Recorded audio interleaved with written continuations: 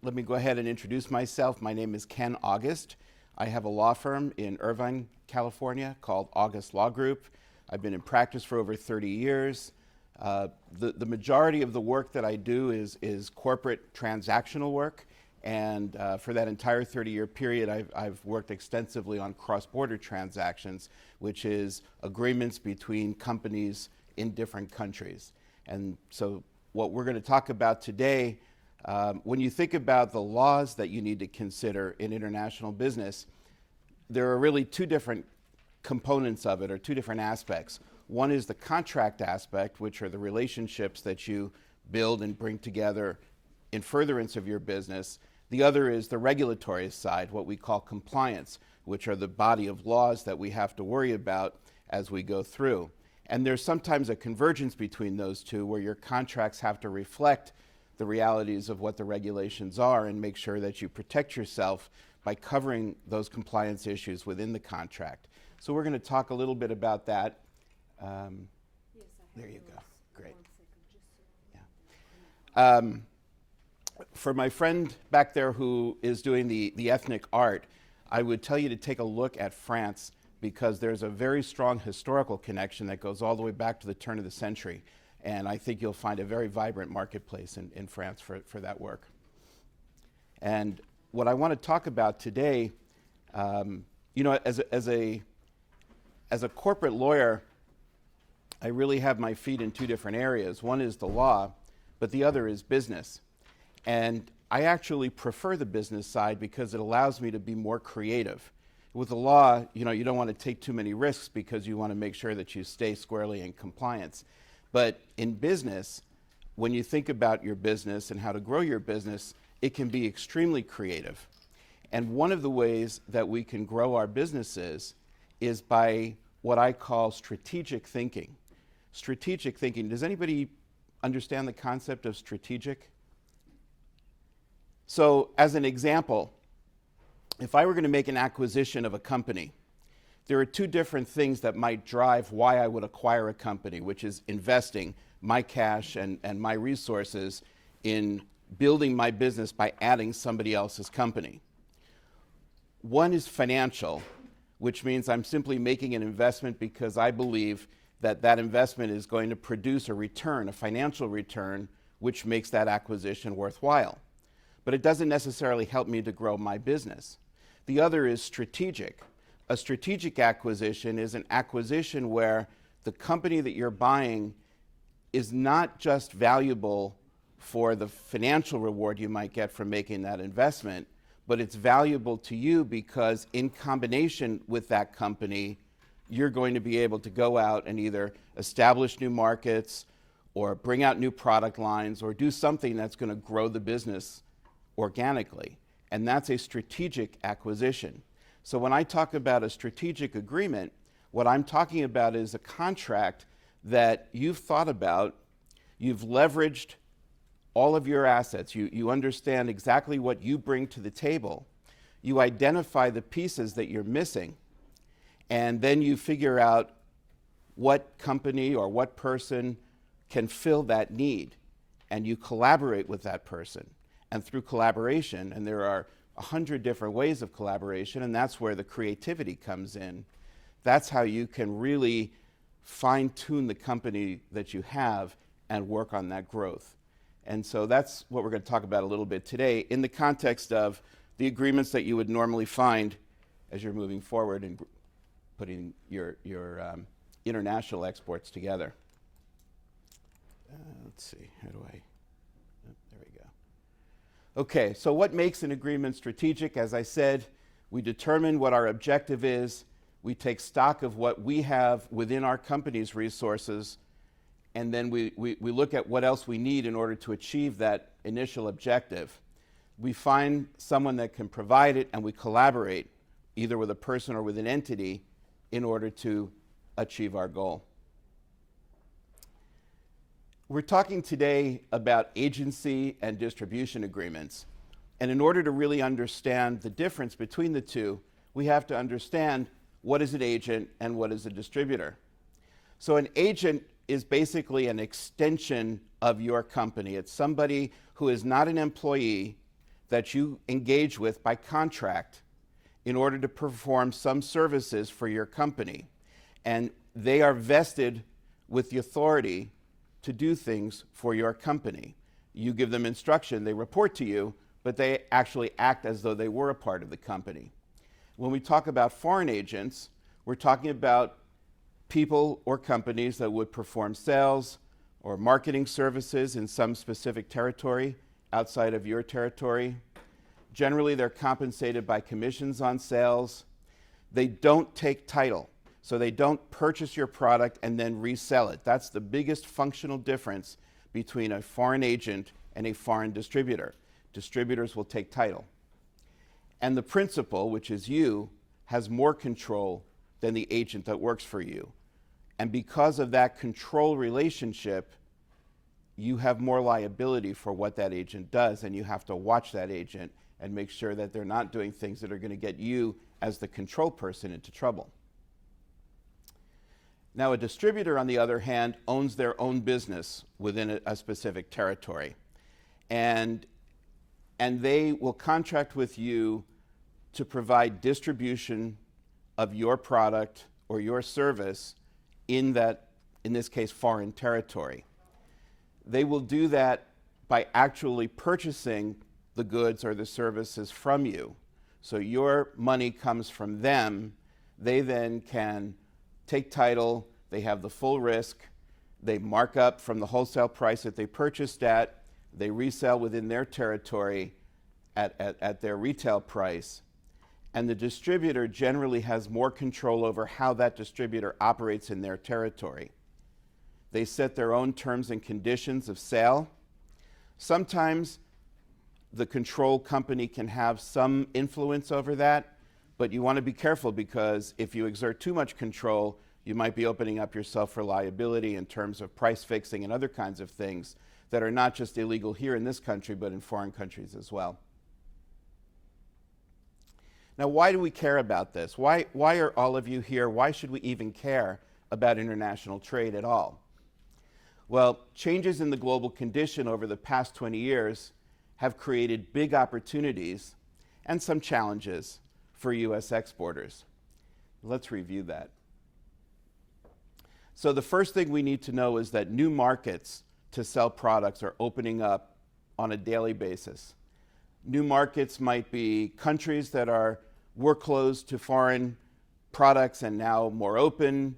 Perhaps the licensing and permitting process in these countries has liberalized, and we have an opportunity to go in and take advantage of it.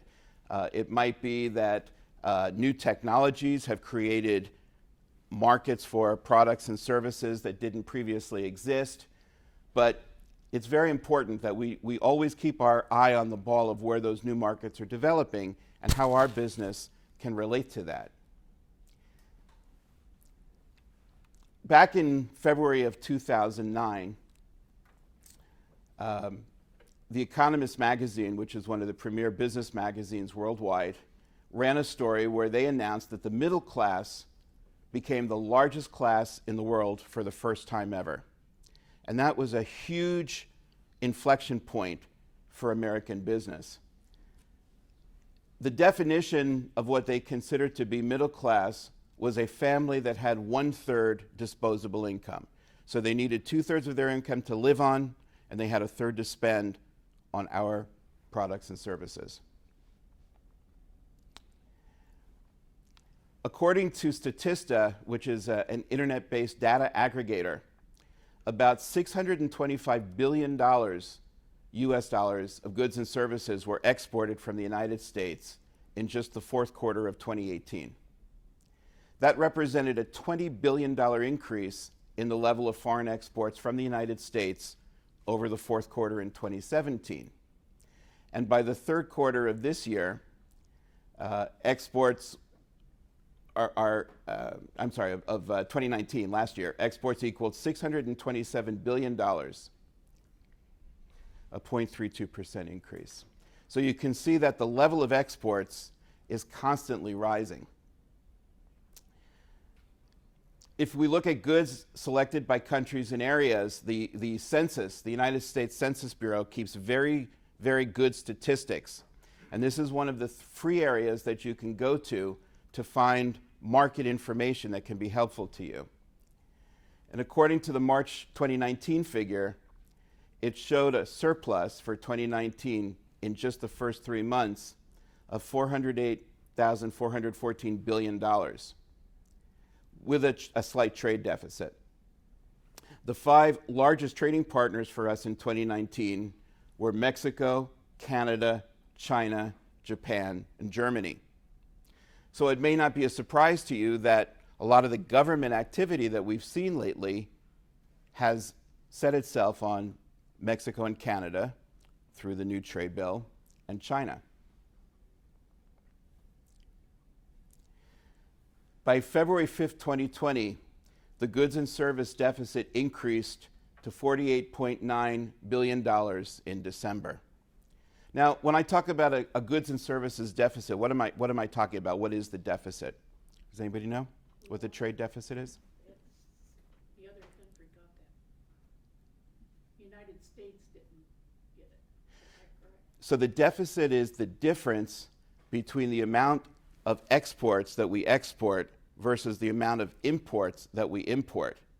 If we want to be a net exporting country, then our country has to put out for sale into foreign countries more products and services than the amount of products and services that we purchase from overseas. And that's what all countries are trying to get to. They want to be net exporters rather than net importers, so that we have more cash coming into the country and we have a robust product and service market that people are buying overseas. So when we see that exports increased, that's good news. And you can see here some of the figures that come off of the census website. If we look at the categories or the segment in industry that represented the top 10 exports in 2019, we see that it's everything from machinery, including computers, to aircraft and spacecraft, vehicles, and that includes parts, medical apparatus, plastics articles, precious metals, pharmaceuticals, which was the leader in growth in 2019, and organic chemicals. So I was pleased to hear that some of you today mentioned you were in these industries because you've got great opportunities. According to the small business profile that's published by the SBA, in 2019, it said a total of 280,229 companies exported goods from the United States in 2018.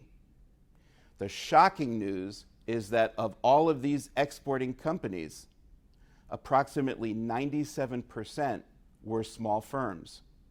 And those small businesses generated almost 1/3 of the entire 5.6 trillion total exports that were received. This is very, very important to understand.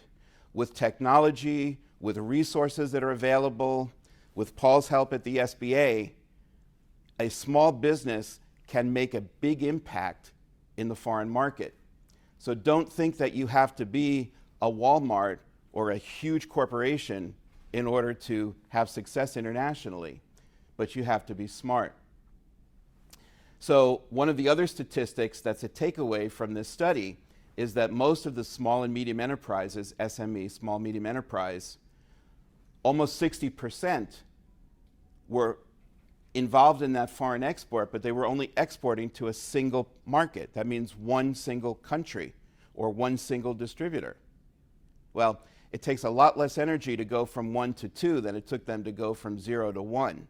So you can see where the lost opportunity is in that statistic. And of course, where there's chaos, there's benefit for those of us who know about it. So what does this mean? It means that for US companies, the smallest of our companies can now reach the largest global consumer market in the history of the world. I want you to think about that for a minute, because that is a powerful statement. We have the largest middle class in history with 1/3 income that's only out there to buy our goods and services. And we, as small businesses, and I put myself in that situation. We have a handful of employees as attorneys, but I am sending my services. I'm doing work for foreign clients all the time. And if I can do it, you all can do it. More affordable technology flattens the playing field, but the other thing that's extremely important is the brand. The American cachet is still the most saleable international cachet. What do I mean by that? If you say made in America, if you have a product that is identified with a trend that originated in the United States, that people probably saw on a film made in the United States, or listened to a record made in the United States, or saw on television coming from the United States, that brand means something. And we can see that in the top 100 most valuable global brands, out of the top 10, and that means that somebody's actually measured the dollar value of the brand. Of the top 10, 8 of them were US brands, like McDonald's, like Coca-Cola. 2 of them were from China, and that was Alibaba and Tencent. And that represented the top 10 brands in terms of value. So what does that tell us as small businesses? Well, it tells us that branding is very, very important. It's a big part of the sales story. And we have to be able to protect our brand. And we have to be able to protect it even in countries where we know that pirating and other kinds of infringement on intellectual property happen. Again, how are we strategic? How are we smart about what we do? So let's talk about the legal considerations. And to do that, let's take a case study. Well, I happen to know from my 30 years of experience that one of the toughest countries for an American company to enter into cold is Japan. Japan has a very developed, very sophisticated, very closed business system. And it's difficult for new products and services from outside of Japan, not just from the United States, but from anywhere, to enter the Japanese market. But in our case study, we have a company which is a composite technology manufacturer. So they're making some sort of plastic product or chemical that's a composite. And they brand those composites and they sell them. And they found that in Japan, with the advanced precision manufacturing that's going on there, there's a market for their product. And they wondered to themselves, well, how do I do that? How do I enter that market? I don't speak the language. I don't know the culture. How am I going to effectively enter a market which historically is closed to outside businesses? Well, what our case study company did was they identified a distributor in Tochigi, that's a city outside of Tokyo, where they do a lot of composite manufacturing. And their thought process is that if they can make sales through this foreign distributor in Japan, and the business grows enough, then they may set up a manufacturing hub there and use that to platform into other countries, like China. So what are the challenges that this fictitious company is going to face? Well, there are geopolitical issues, and we're all very familiar with them because of the news of recent years. There's the instability that's caused by war or terrorism. There's political instability. There's economic instability and trade wars. All of those things are factors that we have to calculate and be aware of, not necessarily to frighten us from going into those markets, but to be prepared, to be forewarned. We need to worry about the flows of money and taxes. So the structuring of our business is going to be very important. We need to have a professional that has international tax expertise to tell us how to do things. There are certain mechanisms that can be used. For example, you might set up a subsidiary that's a foreign sales corporation to sell your products overseas, something between the United States and the target market. And that might be a way of optimizing the tax value. We don't want to avoid taxes. I should say we don't want to evade taxes. We want to pay the taxes that we have to pay, but we want to optimize them so that we're only paying what we have to pay and no more than that. And these tax professionals are very important. Then there's the impact of tariffs, which became very understood through the trade war that we recently had with China. One question that was extremely important sort of back in the 70s and 80s, it's still relevant today, but people forget to ask is, how easy is it for me to repatriate my investment? In the old days, if I put money into South Africa or other certain countries, I couldn't pull it back out because they insisted that the US dollars be kept there. There are other regimes that do that to certain degrees, and there are ways that they do that, so we need to know what they are. And what are any currency restrictions? How easy is it going to be for me if I'm doing business in Nepal or Bulgaria or Brazil to convert those local dollars into US dollars? And what is the cost impact on my business for doing that? And are there different structures that I can use in order to optimize, again, the whole financial inflow and outflow of dollars? Because at the end of the day, that's going to have a bottom line impact on your business. We talked about supply chain management. This is critical overseas. How are we going to handle supply chain or logistics? Are there any impediments to that? If I'm Carl's Jr. and I set up operations in India, how am I going to deal with the local customs and the local traditions and the local tastes and the fact that they don't eat hamburger in much of the country? What about my ability to protect my IP? I've got this trademark, which is very valuable. I've got a patent. I've got other things. If I put it overseas, is it just going to be taken from me? I remember I was doing some work for a client that decided that they wanted to use a company to do coding, which was located in the Ukraine. And I didn't have much experience with the Ukraine, and so I did what an international lawyer will do. I called up the local counsel in Kiev and I said, hey, I've got an American client and they want to know if they send their IP over to the Ukraine, if somebody's actually creating it there, are they going to be able to protect it? And the guy belly laughed for about 10 minutes. And when he got back on the phone, he said, you know, in the Ukraine, stealing intellectual property is a national sport. True story. And by far, they're not the only country that does that, but we have to be aware. And so what I did by calling that local counsel was I said, how can I protect my client? They know that there's a strategic reason why they want to use this company doing this coding in the Ukraine. How do I avoid them losing that? And sometimes just asking the question will get you the protection that you need. What about regulatory or compliance issues in the foreign territory? In other words, I know what I have to do to comply with US law, but what do I have to do if I have an employee in the Netherlands? What do I have to do if my internet site goes anywhere into the European Union? And we'll talk about that in a moment. A big issue is the Foreign Corrupt Practices Act, FCPA. Make sure that you keep this indelibly in your brain because the consequences of violating it are very, very severe.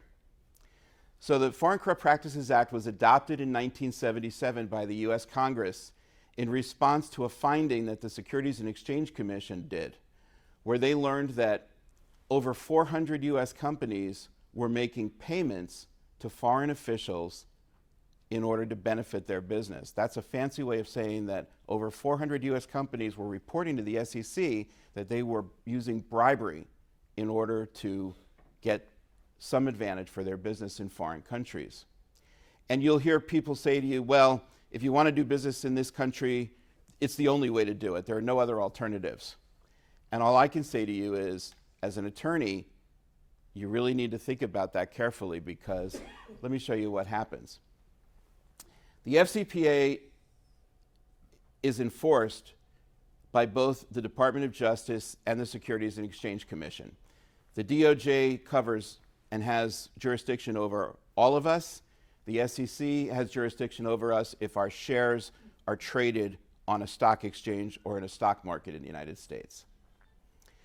In 2018, as a result of those enforcement efforts, 16 companies paid a total of almost $3 billion in fines, which was a record penalties for violations of the Foreign Corrupt Practices Act. By June 2019, the U.S. had brought 83 Foreign Corrupt Practice Act cases just involving conduct in China. And of course, we all know, we watched the news and we saw about Huawei. That was the largest example. They made an example out of that company, but it could have happened to any number of companies, and there were, again, 83 cases opened where the regulators were investigating and assessing fines against 83 companies. So let's talk about the FCPA, because it's a scary thing. Who's subject to it? Every single company and every single individual which is in the United States or is a United States person. Any foreign company whose shares are traded on a US stock exchange. That's how Huawei became involved. So you can see that the coverage is very, very broad. There aren't any of us in here, in this room, who are exempted from being subject to the Foreign Corrupt Practices Act. And so what does that mean exactly? What is prohibited? What's prohibited is the giving of any amount of cash or other value to a foreign government official for the purpose of obtaining, retaining, or directing business to any person. Now, it's not dissimilar to laws that we have even here locally in California and in our counties about what you can do with officials who sit on supervisor councils or mayoral offices. But it's an expansion of that. And you'll notice that it's not just a cash bribe, but it's anything of value. It's gifts, it's trips, it's tickets to come visit you in Las Vegas for a week to talk about your business. If the intention of that giving of cash or value was for the purpose of somehow advantaging your business in the country where that official has some influence. It's a fairly common sense prohibition. We can understand it. We know right and wrong. But the application of it can be sometimes a little bit tricky. Under the U.S. regulations of Foreign Corrupt Practices Act, our government can impose criminal liability on U.S. persons if their foreign agents or distributors engage in violations of the Act. Remember, I told you that as an agent, that entity overseas is deemed to be a part of you, an extension of your arm, and that we have control over that. The more control we have, the more liable we are for their activities. So that leads us to one of two conclusions. Either number one, we're never going to sell internationally, and that's not where we want to be. So then the question is, what steps can we take? How do we protect ourselves? Well, the first is extensive due diligence. Does everybody know what I mean when I use the term due diligence? Is there anybody that doesn't know what due diligence is? So due diligence is a term of art. It comes up in the transactional world if you're going to make an acquisition or an investment. And it just means a very comprehensive review of every aspect of the entity that you're thinking about investing in. If you're going to create an agency agreement or a distribution agreement with a foreign partner, in a sense, that is an investment because you're putting a lot of your company your company resources at risk. And so the success of that arrangement is going to depend what your return on that investment is. So we want to do extensive due diligence. We want to know who those people are that we're dealing with. We want to know, do they have any problems with their governments? Have there been any lawsuits filed against them? Have they declared bankruptcy? Are there any concerns that come up? Is everything they've told us about themselves borne out and proven true as we meet with them? So this is very, very important.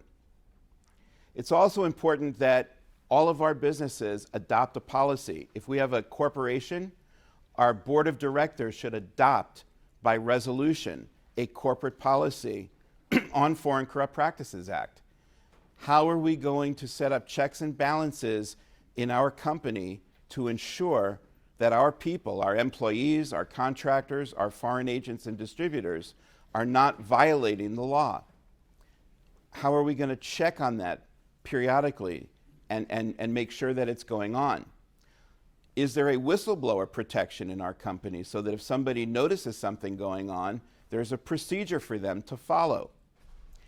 If the regulators ever come knocking at your door, the single most important thing that you can do is say, we have this policy, and we follow it, and we document that we follow it, and we've got this huge file that shows we've been doing it for the last 10 years. That is the best protection that you can have.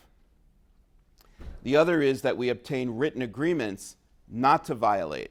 And that means that in those agency documents, in those distributor agreements, in any contract that we have where we're setting up some sort of collaboration, some sort of business relationship with a company doing business overseas, whether it's a foreign entity or a U.S. entity, that our contract specifies that they will not take any action that violates the Foreign Corrupt Practices, that they will indemnify us and make us whole against any damages that are incurred. Well, they can't substitute for you in jail, so that's something we have to be aware of. But they can take care of the financial impacts of it. Other kinds of regulatory concerns that come up in the United States are embargoes, sanctions, and export controls. These are things that are not necessarily specific to all of our businesses, but they may be specific to an industry that we're in, or a country that we're doing business with, or a person that we're planning to do business with. So the United States designates restricted countries and people through comprehensive embargoes. An example of that would be you cannot, if you're an American citizen, sell products or services to Cuba. That would be a comprehensive embargo. It's not specific to an industry. It's not specific to a region. Can't sell to Cuba. Can't sell to Iran. Can't sell here, can't sell there. That is a comprehensive embargo. A targeted sanction would be you can't sell a certain product, or you can't sell products to a certain area. Not a comprehensive embargo, but very targeted sanctions. And then restricted persons are people who are known to have violated American law and to whom the U.S. government has said you may not have any business dealings. You remember that there were a handful of Russians that were escorted out of the country a few years ago, and their assets were frozen. They became restricted persons. So we can't have anything to do with them. The other area has to do with the transfer of sensitive information, meaning information that has an impact on our defense, on homeland security, has technology in it which could give an advantage to an enemy. And so both the Treasury Department through its Office of Assets Control and also the Export Administration have regulations that they've issued. One is called ITAR, which is the International Traffic in Arms Regulations, but it doesn't just apply to arms. It applies to any defense contract. So you might be selling batteries, you might be selling chips, but if it's on a government contract to be integrated into and used in something that is required to be governed by the ITAR, it chains back to your products. And then the E are the Export Administration Regulations. Another organization that I should have listed here is CFIUS. CFIUS has become very prominent in the last several years because of its position with respect to Chinese companies. It's a Washington, D.C. agency, stands for the Committee on Foreign Investment in the United States, and it regulates investments that can be made from foreign private companies or governments into U.S. private companies. Another regulatory concern which has been in the news for years and consistently becomes more and more important to be aware of is the handling of PII, or privacy. PII is an acronym that stands for Personally Identifying Information. Any information that you collect in a website where you do commerce that allows you to identify the individual that provided that information. A phone number, a social security number, a bank account, any information at all. And so if you collect that information, you have to be aware of how to handle that. And I know that Paul has had people come in who only specialize in discussing this type of thing, but I want to make sure we're aware of it in the context of putting our international agreements together and in the legal context of running our websites. A new law has come into effect at the beginning of this year called the California Consumer Privacy Act.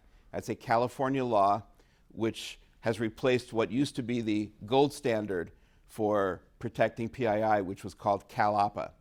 And any of you that have a website, if you have any space at all for people to come in and enter information, I sincerely hope you've had that language reviewed to make sure that you're in compliance with the Privacy Act or the old CalAPA, because as you can see, penalties can range anywhere from $100 to $750 per consumer incident or actual damages suffered by a person, whichever is greater. You may have heard about the Six Flags case this past year. That was a case where somebody was entering the park, filled out a card, put in some information, and Six Flags forgot to tell these people at the gate what they were going to do, how they were going to treat private information. They were severely fined. And it's, again, like Foreign Corrupt Practices Act, the respect for privacy and consumer information is very strong. Now, there are also many countries that have national laws regarding the handling of PII, and there are mechanisms that the US government has set up with foreign countries through treaties in order to address that. For example, there's a European shield and there's a Swiss shield, which deals just with customers from Switzerland. If you go to this website, you can get the information. It's a combination of agencies which monitor that shield and will give you the protections. If you follow the protections of the shields, you have a safe harbor. In May of 2018, you may have heard talk about GDPR. That became a huge issue for foreign exporters, because basically GDPR was a European legislation which created huge fines. You can see up to 20 million euros or 4% of a company's annual global revenues, whichever is higher. So for a big company, that can be huge. It covers all firms everywhere in the world if they offer paid goods and services or even free goods and services to anybody who is a resident of the EU or who monitors the behavior of EU residents. There was a huge lawsuit within the past couple of years about Google in Spain that was based on their handling of PII, and it had to do with how long you could keep personally identified information given to you over the internet, how long you could keep it, either on the internet or in private records, and what you had to disclose to people that were taking that information in. But you can see that, much like our Foreign Corrupt Practices Act, the GDPR coming out of the European Union is extremely broad. And if our website can be seen over the internet through the cloud in Germany or in France or in Switzerland, we're liable, even if we're not actively promoting sales to those countries. So we have to be aware of that. Again, just to go over the nomenclature, embargoes prohibit virtually all exports and imports unless they have a license or a governmental permit or consent. Sanctions target engaging in business with specific industry sectors or specific customers within a country. And then the specially designated nationals and blocked persons list is the actual list where those specially designated persons are. And so you can go online and you can find this list. And if you're going to be signing with Mr. Volishnikov in Moscow, you could type in his name and see whether he's a restricted person and you really should be dealing with him or not. So, how does this relate to the agreements that we're going to put together as we're collaborating to grow our businesses? Because at the end of the day, we still want to find a way to move our products and services overseas. We don't want to let the regulatory and legal framework be an impediment to our ability to sell. We just want to be aware of what those considerations are so that we can plan around them effectively. Preliminarily, we want to make sure we correctly identify all the parties to the agreements that we're going to be signing. Why do we have to identify all the parties? Well, for one thing, to make sure they're not designated blocked persons. But also, how are we going to conduct that extensive due diligence that we talked about if we don't know who the companies are or the individuals that control those companies before we enter into an agreement? We want to clearly state in our agreement the purpose of the agreement and the relationship that's being created. If we don't want somebody to be selling our products and goods into Iran because there's an embargo, then we have to make sure we clearly state in the agreement where the distributor has authority to sell our products and goods. Because human nature, if we leave it open, they're going to say, well, I sold it here, I sold it there, and you owe me all these commissions. But you didn't intend for them to do that. So clarity of purpose and the terms and conditions and the type of relationship that you want is very important. The date that the agreement started, because in doing an audit or a review, people are going to hold you to compliance from the date that you started your agreement. You can't be liable before the agreement started, but if you started talking to a company in 2017 and you haven't actually come to a meeting of the minds and signed a legal agreement until 2019, you don't want to be held responsible for what that company did between 2017 and 2019. If you don't put an effective date on there, it'll trace back to the earliest discussions. And then the question of language. We have to know which language is going to control. Normally, when I work with clients on international agreements, I like to have an agreement in the national language of each of the parties. So if there are 3 parties from 3 different countries, I like to have 3 different translations, because I never want somebody to come back and say, Your Honor, I know I signed this, but I don't speak the language and I have no idea what it says. That doesn't help us at all if we're trying to enforce rights. But I need to specify if the English language version is going to control, so that if there's a discrepancy or a difference of interpretation as to what 2 sentences may mean in 2 different languages, we know which one is going to override the other, which one is going to control.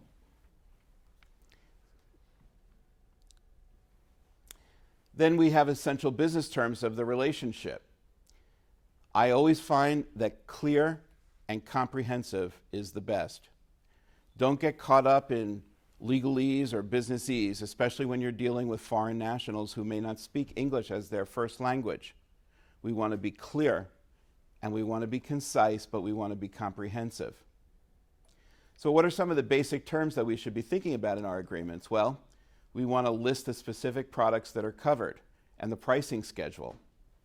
I like to do that by a schedule at the end of the agreement, so that as things change and the relationship grows from year to year, all I have to do is replace that schedule to update it. I don't have to go in and disturb the written agreement that was made and figure out if I've got all the information in and out that needed to be. We need to look at the shipping and the delivery terms, which if you haven't already covered it in the class, I know you will. Is it going to be the Incoterms that are involved? Is it FOB? Is it CIF?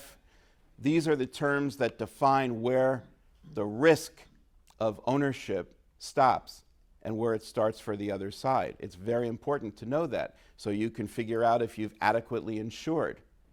So you can figure out if you've got bank liens on your assets when it's your asset and when it becomes somebody else's asset. If a bankruptcy is declared by the other party, where was the ownership at the moment of declaration of bankruptcy? It's very important to understand those things about where ownership and title stop and start. Packaging, labeling, and marketing materials. These are things that people often will forget to put into an agreement and they leave them out. But it becomes very important, particularly if you're dealing with things like foodstuffs, where we've got a national body of law on ingredients and disclosures, and other countries do, and the EU does. And so we need to make sure if we're exporting potato chips from here to Spain, that we've covered through our packaging and labeling all of the information that's required to be disclosed about that.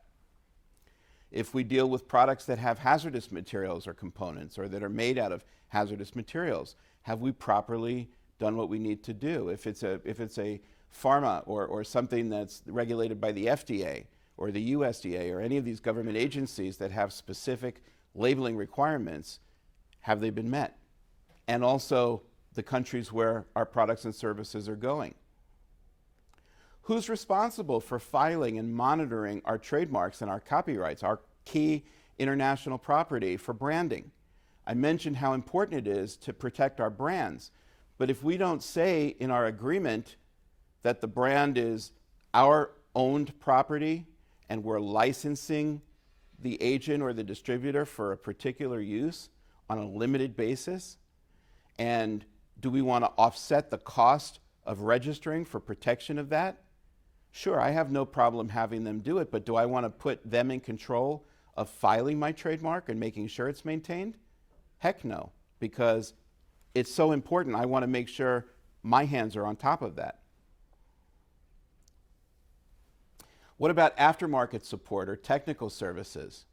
Is there a scope of support that your company provides? Are there any limitations to that support? When you are selling your products overseas, technical support and aftermarket care become a whole new issue. So we need to be thinking these things through. Maybe we need to have a strategic agreement with a servicer in the local country who can take those phone calls and help those people through it. And what are the lines? Where are the responsibilities?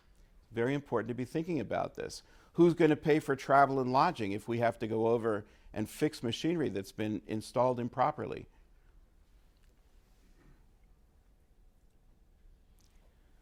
Are there any special terms? When I work with a client on a distribution agreement or a foreign agency agreement that I know is going to be very important to the client because of the potential size of the market where they're going to be doing business, I like to ask them to provide a plan about how they intend to market and sell my product over there. Because for one thing, it gives me a benchmark to look at other people and make sure I've got the best person who's got the best plan. But also I want to make sure that they have equally thought out the issues which we've talked about that are so important in the relationship. Are we going to require any meetings or calls during the relationship? When and how often, and who's responsible to be on the phone? Time zones between here and China or here in Europe can be, all over the place, and you need to make sure that people understand what the responsibility is, but somebody's got to be communicating. What about joint marketing or development requirements? This becomes a huge issue in the intellectual property context, because if I've got a patented piece of equipment and I send it over to Czechoslovakia and they need to make a specification change to it in order to fit into the Czech power system without overloading the system, who's going to own that? That becomes part of the IP. And we need to make sure that we are clear about who's going to own that, because it may have independent value. There are standard representations and warranties that I like to make sure are in every one of the agreements that I enter into with a foreign party. Some of them are covenants. They covenant, which is a way of saying I super agree. The most important agreements are covenants, that they'll comply with all of the local laws, because if they don't, guess what? I might be liable. That they will comply with the laws of every jurisdiction or every destination where they're going to be exporting my product. And that they'll comply with all of the federal laws that we've talked about, FCPA, embargoes and sanctions, also the Patriot Act, which has to do with the flow of funds across borders. Again, these intellectual property issues come up, and they're heavily negotiated points. Are we granting a license to a foreign partner to use our intellectual property? And if so, what is the scope of that usage? Are they going to pay a royalty? Are there tax and currency issues about receiving royalty income? Would I be better off not to characterize the payment as a royalty, but to characterize it as a separate type of expense that, for tax purposes, may be more favorable to me in my overall plan? Again, who's responsible? We talked about who's responsible for filing and maintaining. Who's responsible for an infringement of IP rights or a claim against the IP in the local country? You know, we may not be the eyes and ears on the ground. We may have to rely on our foreign partners for that, and they better know that they're responsible and have a mechanism for reporting that back and figure out how, between the two of us, are we going to quickly respond to it so that we don't lose value in our brands and in our IP. And what about the fees and expenses of a protective action? For example, if we have to go to court in France to get some sort of a judicial declaration that prevents somebody from infringing on my trademark, who's going to pay for that? And how is that going to be done? How is that going to be handled? I'll take questions at the end. What about dispute resolutions? Any agreement, even with companies that are family, is subject to some dispute coming up or some disagreement. And we have to understand what are the rules that we're going to follow if there is a dispute. Which law is going to apply if we're dealing in multiple countries? Are we going to use litigation, or are we going to use arbitration as a means of dispute resolution? And that analysis is going to change depending upon where that litigation or arbitration is going to take place. I feel much better about litigation in the United States than I do if I'm going to be in litigation in a country where the home field advantage at the judicial level is a disadvantage to any American company that's doing business there. In those instances, I may want to have any dispute settled in a neutral third country where neither one of us has a home field advantage. But if we don't think about that in advance and we just wait and see what happens, we may end up in a situation that's untenable for us. And again, who's going to pay the costs and expenses of a proceeding if there's a dispute? So in conclusion, this is the best time in all of history for small business exporters. But careful strategic planning, due diligence, and coordination with your legal and accounting professionals will greatly increase your chances of success. And I thank you for your patience.